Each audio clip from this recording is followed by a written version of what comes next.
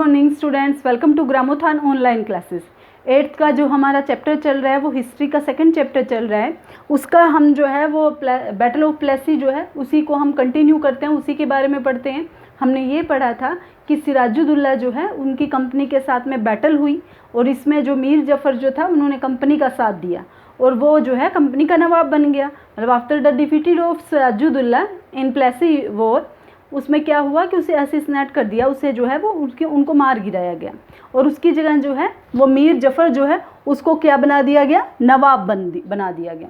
पर कंपनी जो थी वो अनविलिंग थी, अब आगे वो इतनी इच्छुक नहीं थी कि वो एडमिनिस्ट्रेशन वर्क को संभाले, क्योंकि उनका मेन ऑब्जेक्टिव क्या था, उनका मेन ऑब्जेक्टिव था अपने ट्रेड को जो है वो एक्सपेंड करना, अपने व्यापार को बढ़ाना उनका मेन एम था।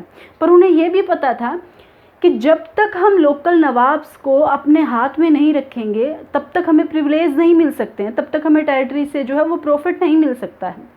अब उनके सामने ये डिफ़िकल्टी आनी स्टार्ट हो गई थी। क्या डिफ़िकल्टी आनी स्टार्ट हो गई थी कि जो पपेट उन्होंने रखे थे, जो पपेट रूलर उन्होंने रखे थे, वो उनके अनुसार जितना वो चाह रहे थे उनके अनुसार उनको प्रॉफिट नहीं दे पा रहे थे। उतना प्रॉफिट जो वो नहीं दे रहे थे, उनके नियम कानून के विरुद्ध चल रहे थे, उतना कुछ उनको नहीं दे पा रहे थे। तो उनको अब ये बात समझ आ गई थी कि हमें कुछ नया करना पड़ेगा। तो इसी वजह से उन्होंने क्या किया, जो मीर जफ़र है उनको जो है उनकी जगह मीर कासिम को जो है वो साइन किया।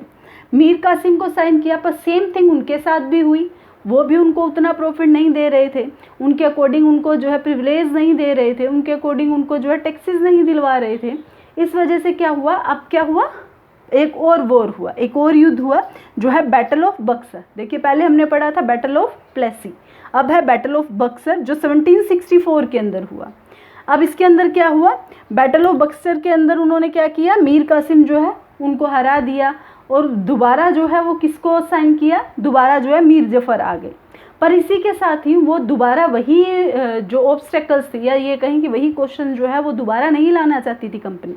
इसीलिए उन्होंने क्या किया, अब कुछ एक जो है वो नियम रखे, कुछ एक शर्तें रखी उनके आगे कि अगर तुमने यहाँ पर जो है एज अ नवाब रूल करना है तो हर मंथ जो है वो 5 लाख रुपीज़ कंपनी को जो है एज ए टैक्स पे करने पड़ेंगे, क्योंकि कंपनी का जो सारा खर्च जो चलता था जो इन्हीं पेइंग टैक्स से ही चलता था।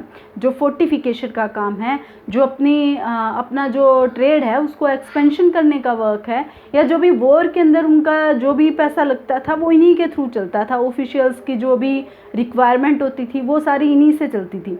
इसीलिए उन्होंने 5 लाख का जो है वो डिमांड रखी कि एवरी मंथ जो है वो मीर जफ़र जो है वो 5 लाख का जो है उनको पे करेगा।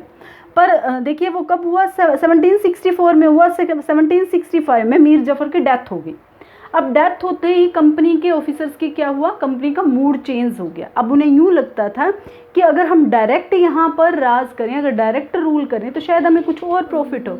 अब उनका जो है वो मूड जो है चेंज हो गया और उन्होंने क्या किया, इसके लिए अपनी कुछ नई नीति अपनानी शुरू की। उन्होंने अपने विचार जो है और फैलाने शुरू किए और उन्होंने नवाब को अपने अंडर में ले लिया। जो वहाँ वेस्ट बंगाल में, या ये हम कहें कि वहाँ पर जो भी नवाब थे उनको जो है अपने अंडर में लेना स्टार्ट किया, बंगाल के नवाब को।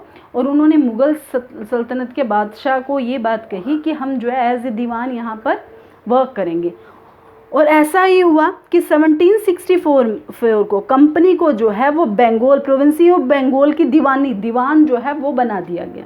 अब उनके लिए क्या हुआ, सारी प्रॉब्लम ही सॉल्व हो गई, क्योंकि अब क्या था, उन्हें प्रिविलेज मिल गए थे, स्पेशल अधिकार मिल गए थे, सारी प्रॉब्लम ख़त्म हो गई थी, क्योंकि ज़्यादा से ज़्यादा उनको जो है वो टैक्स मिलना शुरू हो गया था, जिसके थ्रू जो है उनकी जो भी एक्सपेंशंस थी, जो भी उनकी पूर्ति थी वो पूरी हो जाती थी, जो उनकी खपत थी वो पूरी हो जाती थी।